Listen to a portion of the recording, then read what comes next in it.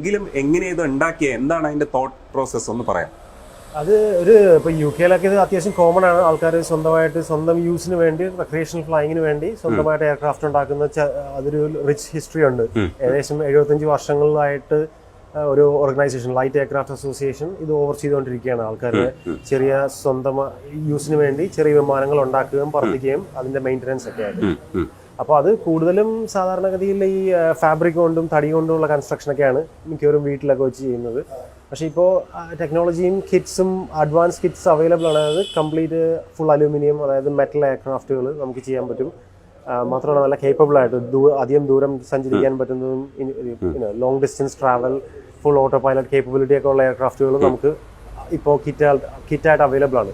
അപ്പോൾ അതൊക്കെ ഒത്തു വന്നിട്ടാണ് ഇങ്ങനെ ഒരു അവസരം ഒത്തു വന്നത്, ചെയ്യാനുള്ള ഒരു അവസരം ഒത്തു വന്നത്. അത് ഈ വിമാനം ഉണ്ടാക്കണമെന്നുള്ളൊരു ആഗ്രഹം ചെറുതിലേ ഉള്ളതാണോ, അതേ ഒരു അവസരം കിട്ടിയപ്പോൾ ചെയ്തതാണോ?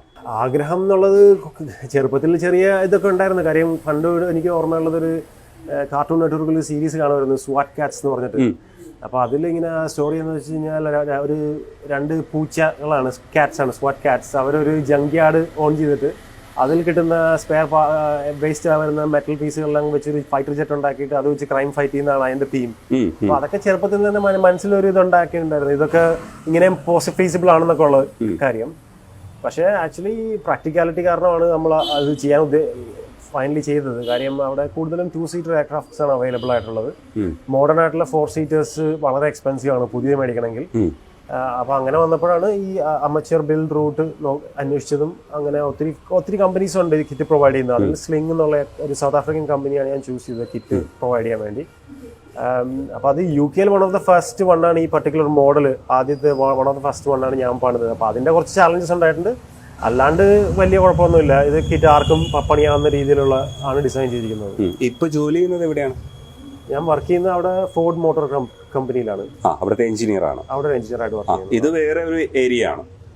ഇത് അതുമായിട്ട് യാതൊരു ബന്ധമില്ല, കംപ്ലീറ്റ്ലി ഡിഫറെന്റ് ആണ്. ഇത് സാധാരണ അവിടെ ഇത് ആൾക്കാർ ഹോബിയൊക്കെ ആയിട്ട് ചെയ്യുന്നതാണ്, എയർക്രാഫ്റ്റ് ഉണ്ടാക്കൽ അല്ലെങ്കിൽ സ്വന്തമായിട്ട് കാറിൽ വർക്ക് ചെയ്യുക അങ്ങനെയൊക്കെ.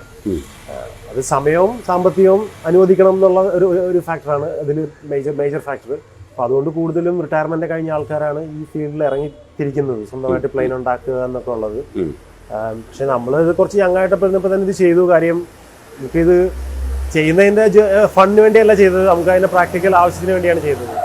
ഇന്ത്യയിലാണെങ്കിൽ കുറച്ചധികം നിയമങ്ങളൊക്കെ തടസ്സമാവില്ലേ? ഞാൻ അതിനെ കൂടുതൽ അന്വേഷിച്ചിട്ടില്ല. പക്ഷേ അന്വേഷിച്ചിടത്തോളം ഒരു മുംബൈയിലും പൂനെയിലൊക്കെ ഒരു ബേസിക് കമ്പനി ഇതുപോലെ ചെയ്ത് കൊടുക്കുന്ന സംവിധാനം ഞാൻ കണ്ടായിരുന്നു, അവരുടെ വെബ്സൈറ്റ് കണ്ടായിരുന്നു.